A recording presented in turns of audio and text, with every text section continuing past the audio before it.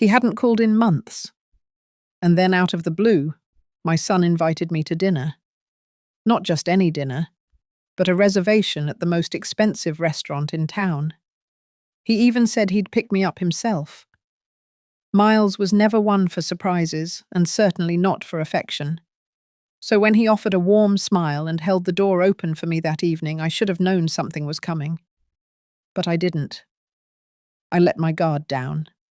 That was my first mistake. The wind had already started to bite that week. Early November always brought a sharpness to the air in our little Nebraska town. I had just finished stacking firewood by the porch when the phone rang.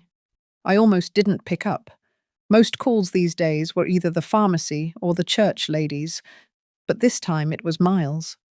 He spoke softer than usual, almost casual. Said he and Trina thought it would be nice to treat me to dinner, just the three of us. I paused. Miles never suggested things like that. He was always busy, always distracted.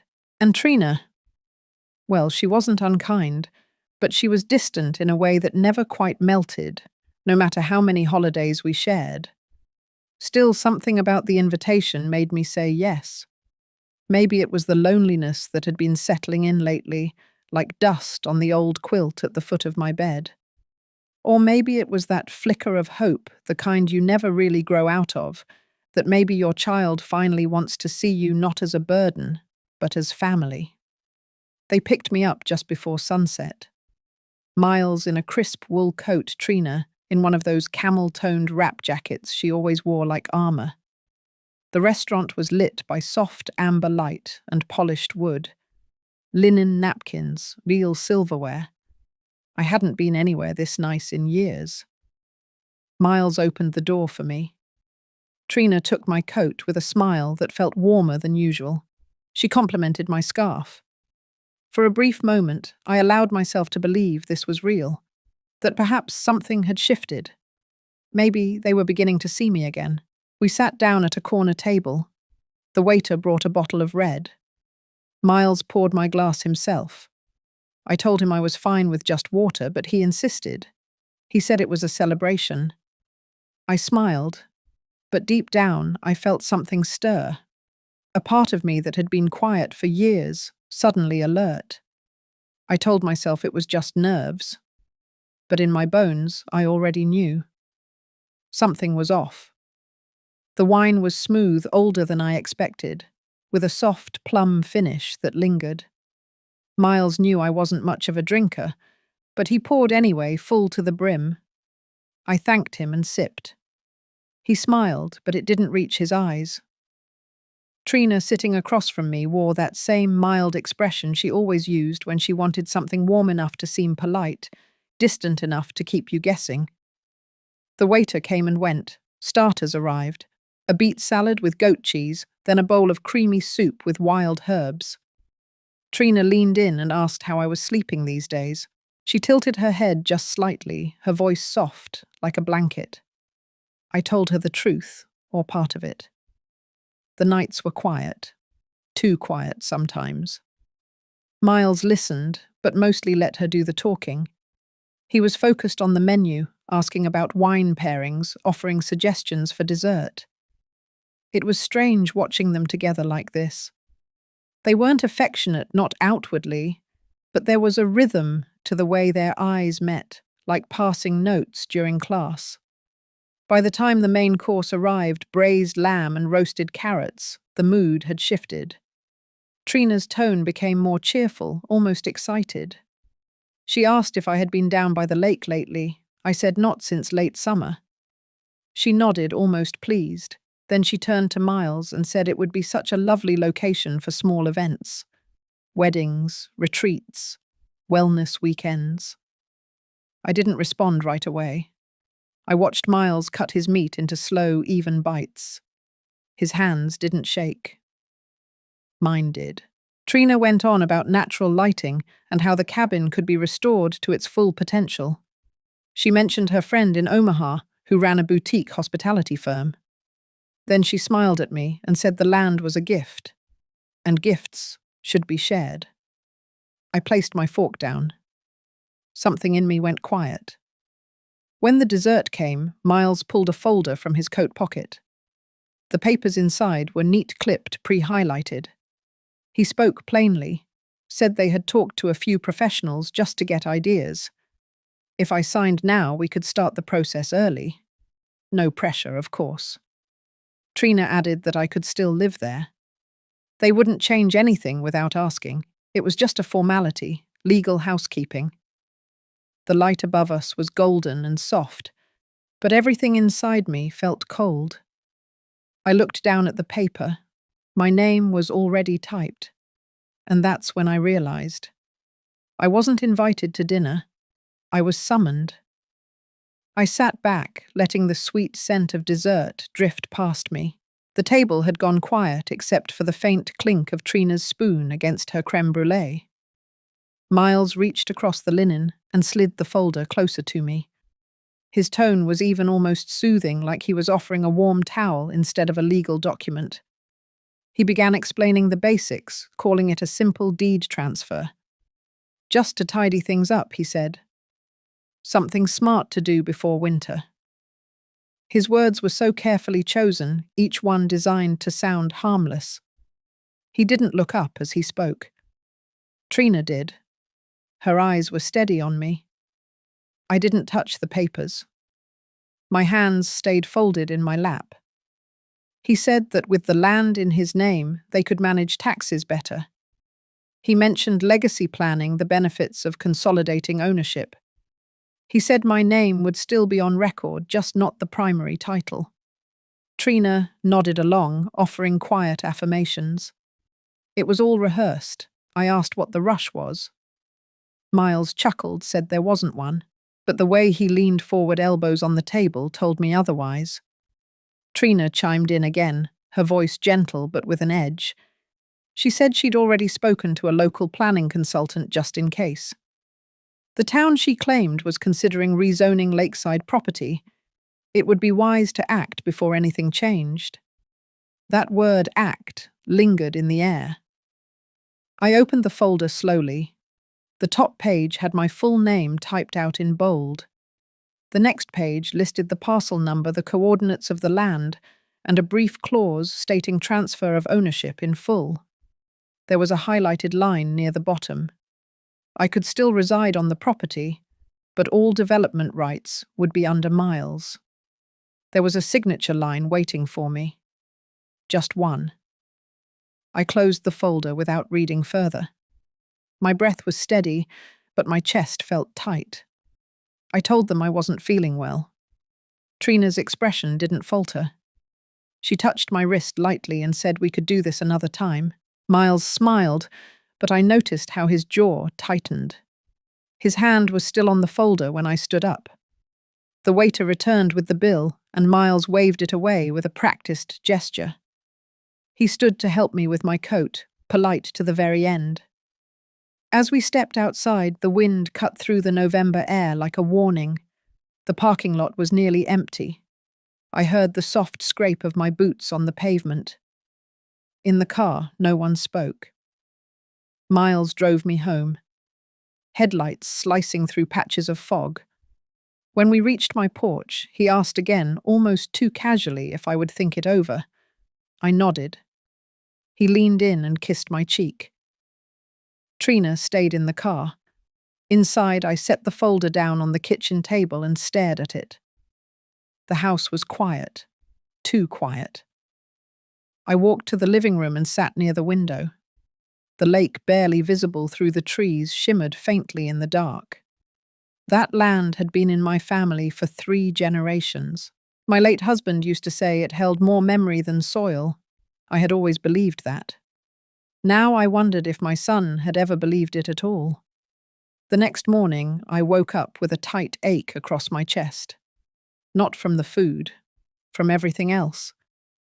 I sat on the edge of the bed, hands resting on my knees, staring at the soft light that crept through the curtains. The room felt colder than usual, even with the heater humming. My old slippers, worn at the edges, felt like the only steady thing beneath me. I moved slowly, like my body understood something my mind hadn't caught up to yet. At breakfast, the coffee was bitter no matter how much sugar I stirred in. I didn't feel hungry, though I made toast out of habit. I chewed through it like paper. My thoughts kept circling back to last night's dinner. The way Miles avoided eye contact after sliding the documents forward. The practiced tone in Trina's voice. The way her hand settled too comfortably on that pen beside the folder. That dinner hadn't been about family. It had been a transaction, and I was the asset on the table. I told myself I was being dramatic, that maybe they just wanted to prepare for the future. But the unease in my gut said otherwise. It wasn't just the request. It was the way they had looked at me as if they already considered it done. By noon, I stepped out onto the porch. The lake was calm, mirror smooth. A thin line of geese moved across the water like black stitches across satin. For years, this house had been my quiet place. But now the silence pressed in. The trees didn't feel sheltering anymore. They felt like witnesses. I walked slowly down the back path toward the little bench at the edge of the lake. My husband built that bench the year before he passed. He used to sit there with his thermos and hum old folk songs. That spot was sacred. I sat down and let the weight in my chest settle. His voice echoed in memory. He had been clear about the land. This place stayed in the family, not for profit, not for projects, but for roots. He trusted me to carry that forward.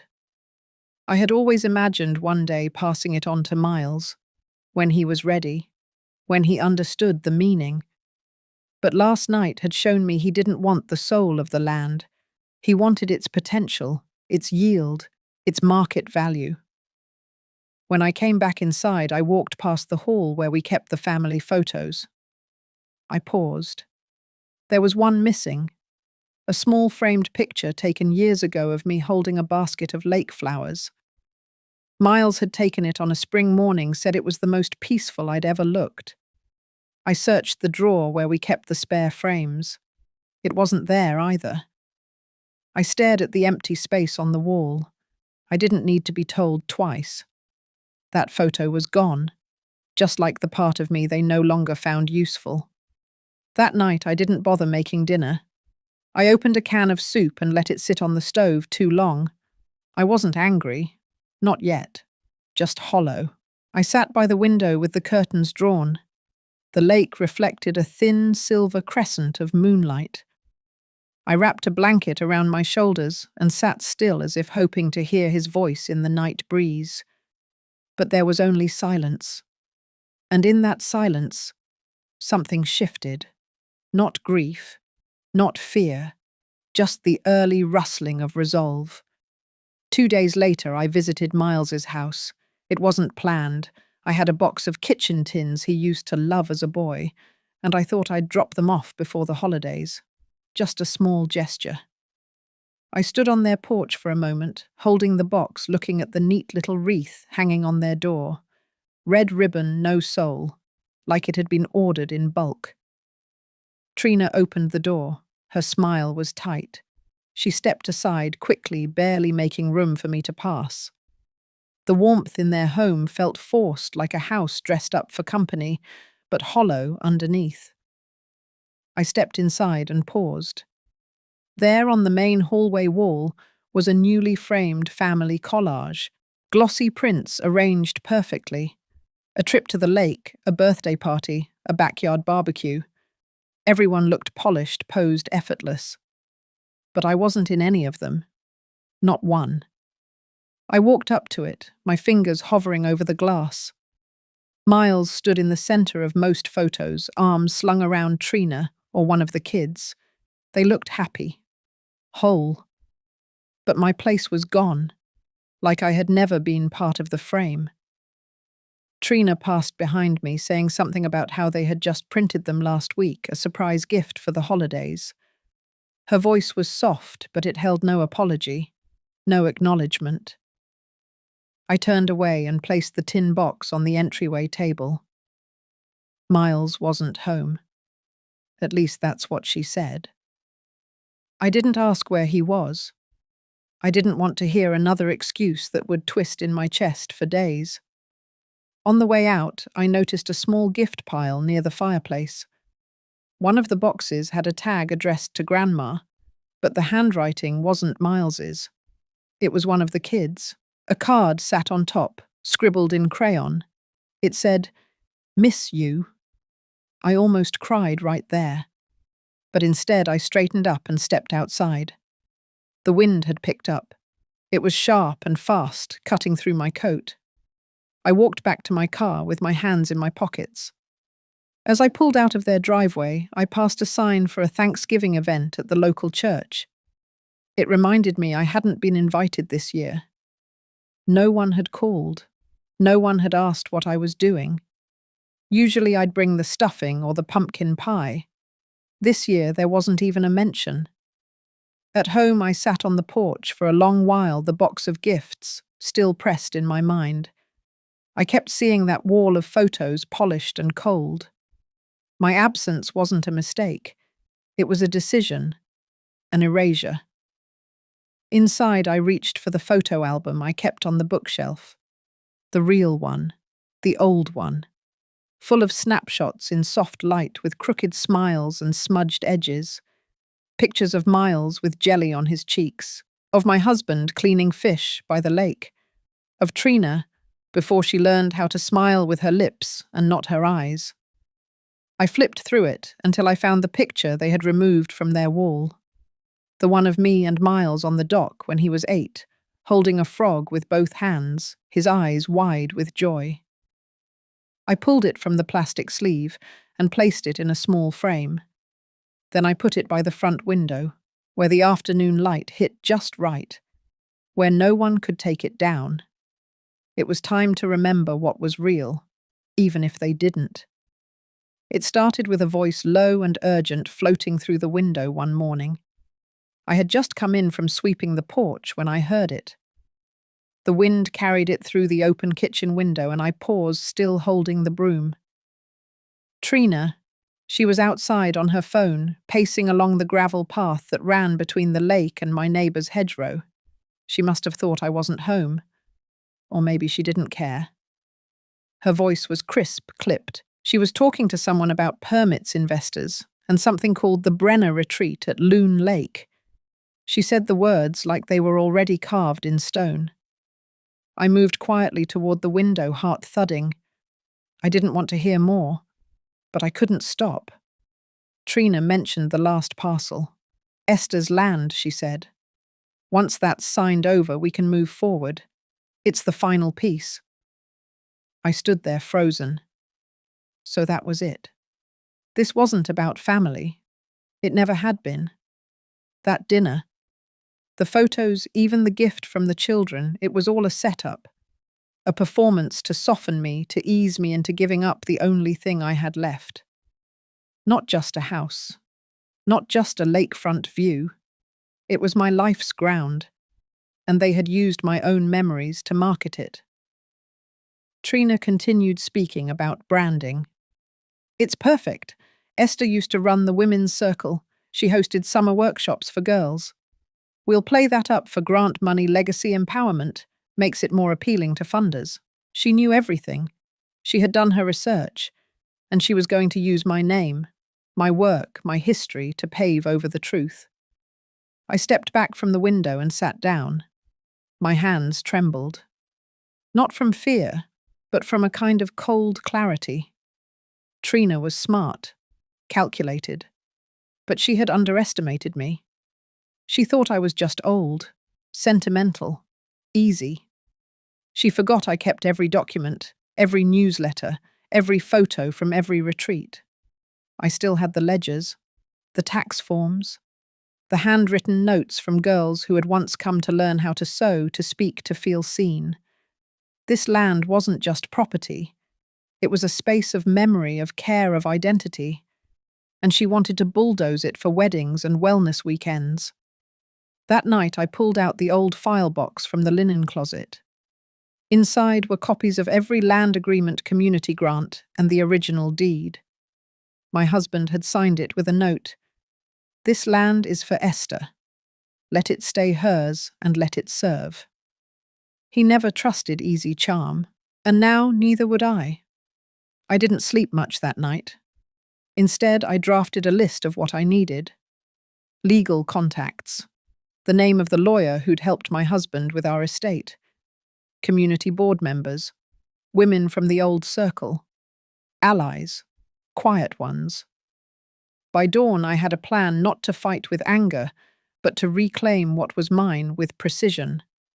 Trina had her project. Now I had mine. The morning after I heard Trina's call, I brewed a pot of coffee and set the mug down next to the thick file of documents I'd pulled from the linen closet. The file smelled faintly of cedar and old ink. I hadn't opened it in years, but I knew every corner of it. My hands didn't shake this time. Mid-morning, I made the call. Harold Tilson. He was retired now, living in a quieter town north of here. But his voice still carried the same calm steadiness it had when he helped my husband write the will. I introduced myself, though I didn't need to. He remembered. And when I told him why I was calling, there was a pause. Not from surprise, but from the kind of knowing that comes with time. We talked for nearly an hour. I explained what I'd overheard, what had happened at dinner, about Trina and the plans for the land. Harold asked clear, careful questions and then gave me options. He said that the original deed was strong, my name was on it with full custodial rights. But if I wanted to be certain the land couldn't be touched or transferred, there were stronger protections.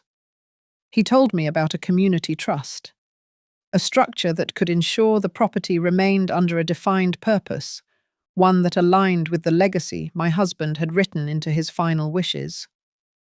If I created a trust with a board, I could designate the land for public benefit. Not only would it be untouchable by outside hands, it would serve a cause I believed in. Then he said something that landed like a quiet bell, ringing inside me. Esther. Your name means something in that town. Don't forget that. After we hung up, I sat with those words for a long time. My name. My place. I'd let too many people assume I was fading. But I hadn't faded. I had simply stepped back. Now it was time to step forward. I called the community centre, left a message for Diane, the director. Then I called Loretta, who used to run the local reading program with me, and Marla, who still taught workshops for older women at the Lake Library. These were women who had written grants, organised workshops, baked pies for fundraisers. Quiet power. Real power. By afternoon, we had agreed to meet, not just for tea, for strategy. That evening, I drafted a mission statement. I called it the Light on the Lake Foundation, a program dedicated to supporting older women through skills training, seasonal retreats, and storytelling circles. I would fund the first phase with savings. The land would be the anchor. I signed nothing. I gave no one permission to take anything from me. But I would give something else, something far better. I would give my name, my place, my purpose on my terms. As the sun set over the lake, I lit a single candle on the windowsill. It wasn't for mourning. It was for marking the beginning of something that had been waiting a long time to rise. That Sunday morning, the church pews were filled with worn wool coats and the scent of old hymnals. The November wind had rattled through town all week, but inside that chapel, the warmth from familiar voices and soft organ chords made it feel like time slowed. I sat in the third row from the back. I had sat there every other Sunday for most of my life. But that morning, something felt different. Or maybe I was just seeing it all differently now. Reverend Hatch stepped up to the pulpit, his voice even and worn from years of burying neighbours and baptizing their grandkids. He didn't preach fire or brimstone. He never had. He spoke about the small things that held us together. He read from Corinthians, then closed his Bible, and said something that settled deep in my chest. Forgiveness does not mean surrender. You can love someone and still not hand them the keys to your house, your peace, or your land. A few heads turned. Some nodded, but I stayed still. I knew it wasn't meant for me alone. Still, it felt like the Lord had planted that sentence in his mouth, just for me. I didn't cry. I didn't need to. What I felt wasn't sadness anymore. It was clarity. After the service, I didn't linger for coffee or cookies in the community room. I walked home with my gloves clutched in one hand, the other holding my coat closed as the wind swept through town.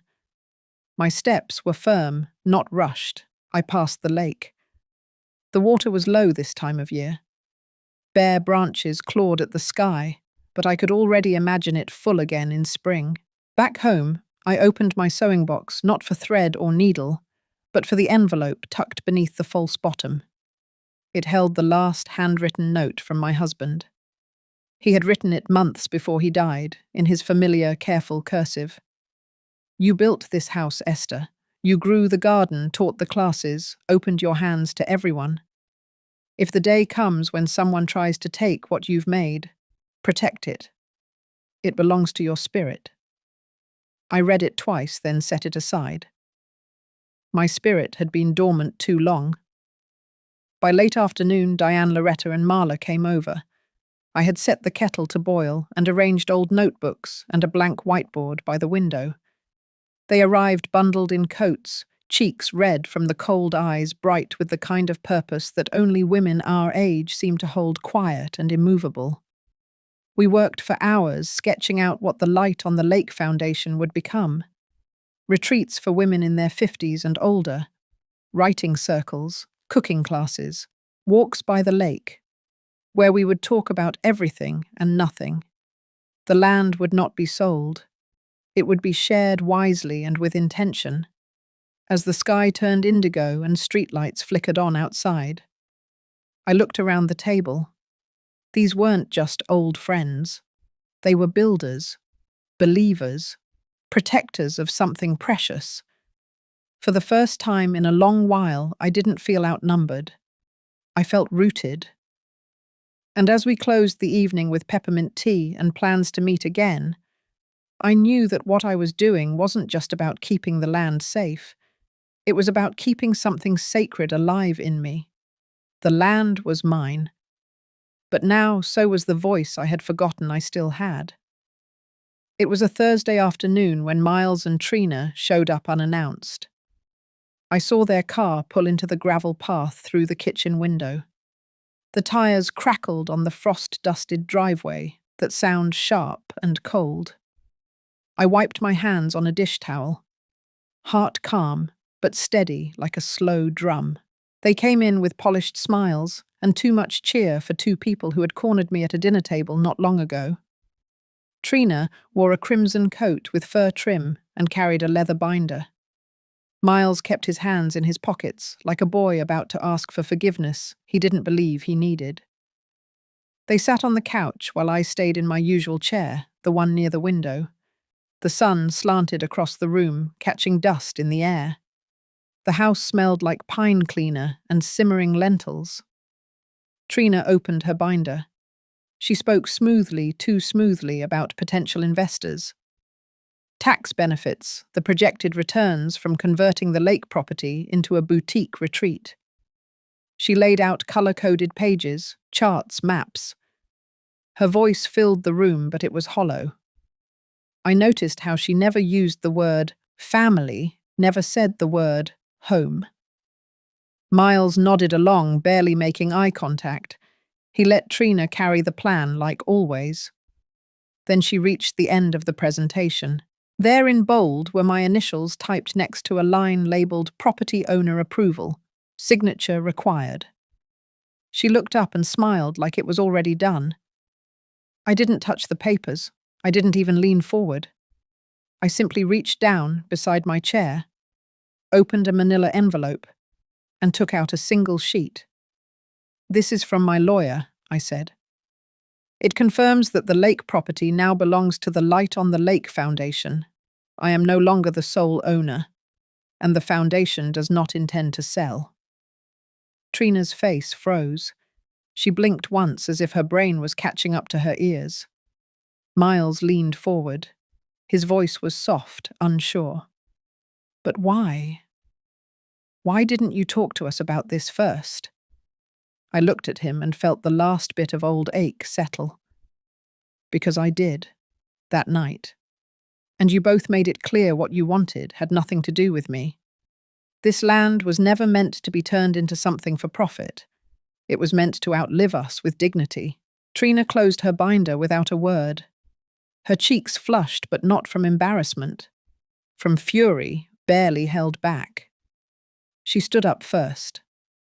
Miles followed slower, his eyes avoiding mine. They walked out without saying goodbye.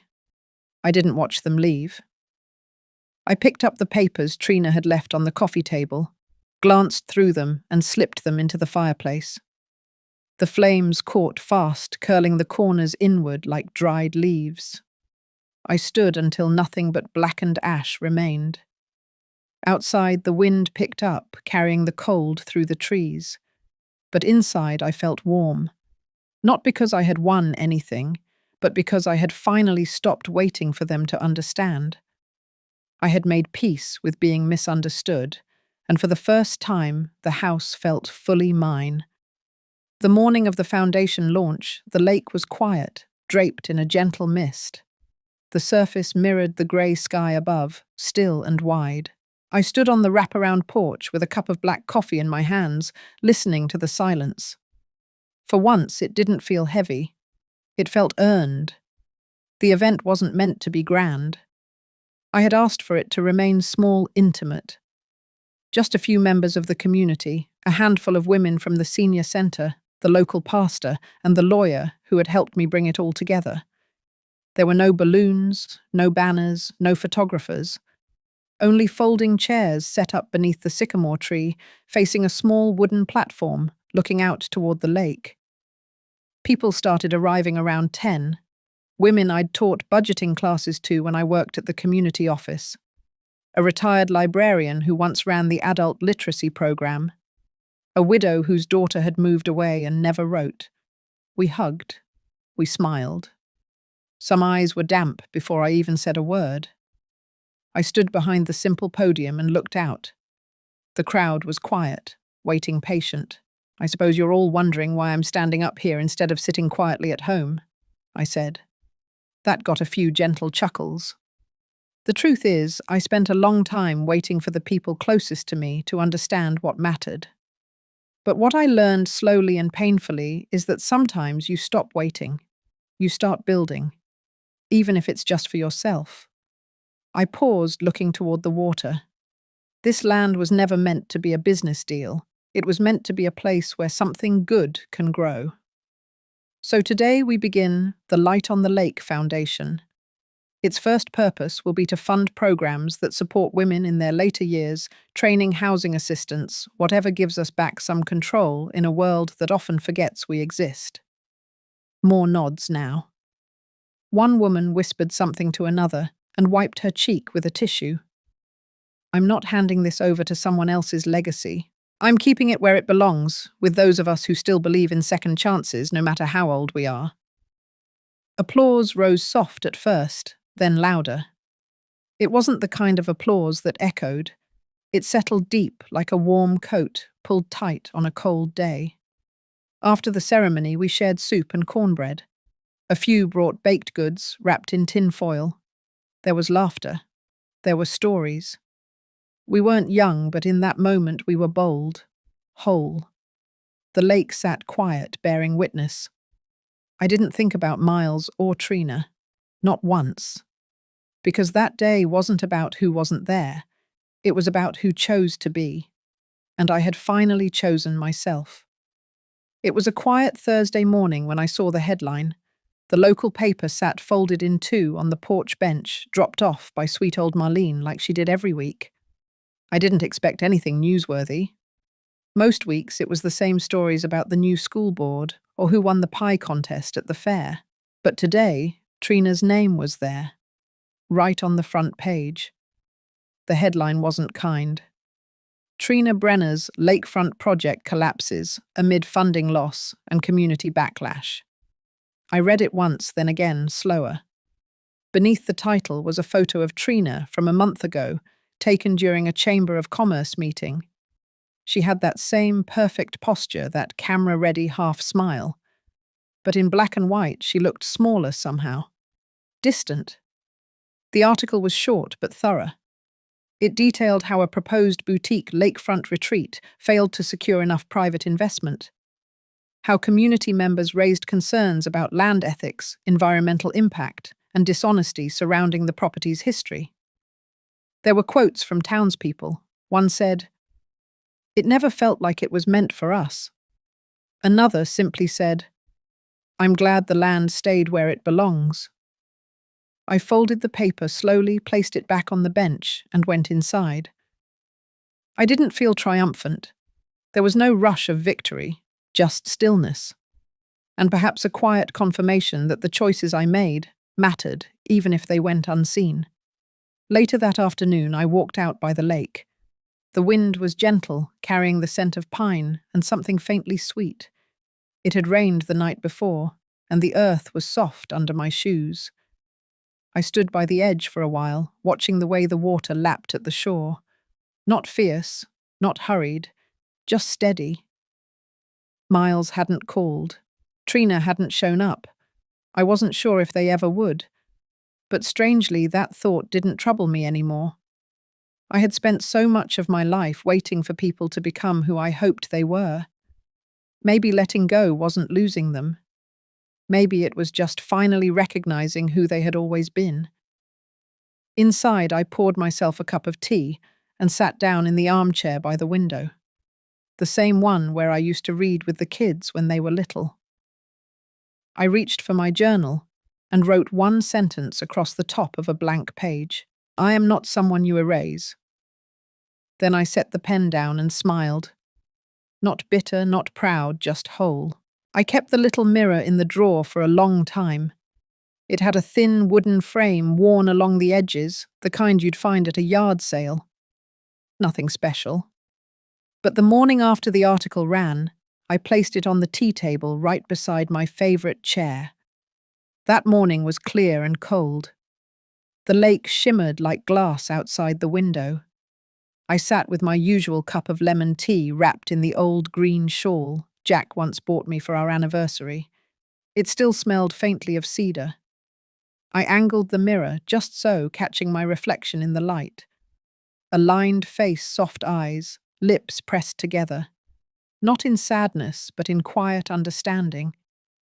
Every morning since I've looked into that mirror, not to check my hair or see how old I've grown, but to ask myself something simple, not out loud, just in thought.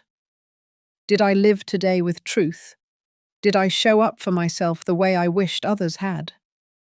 The answer hasn't always been yes, but lately, more often than not, it is. The house has grown peaceful again. The silence is no longer empty. It breathes. It holds space for memory and for new beginnings. The land is no longer something to protect, but something to share. The women who gather here now come with stories of their own, of loss, of reinvention, of finding their way back to themselves. Miles hasn't called. Trina has vanished from town functions. I hear whispers, but I don't lean in to catch them. That's not my story anymore. Instead, I've found a rhythm in the quiet. Mornings with tea and the mirror. Afternoons teaching women how to manage small grants, read contracts, and protect what's theirs. Evenings with the sound of the lake lapping against the rocks like a heartbeat that never left me. If you had told me years ago that I would find my peace, not in being remembered by my children, but in being remembered by strangers, I wouldn't have believed it. But sometimes peace shows up in unexpected rooms. And sometimes, the smallest mirror reflects the biggest truth: you are never invisible. You are simply waiting to be seen by the right eyes, starting with your own. If you've ever been overlooked or made to feel small in your own story, I hope Esther's journey reminded you that it's never too late to reclaim your space. Sometimes the greatest act of love is choosing yourself with grace and quiet power. If this story touched you or made you reflect on your own, share your thoughts. Your voice matters, and you're not alone in this.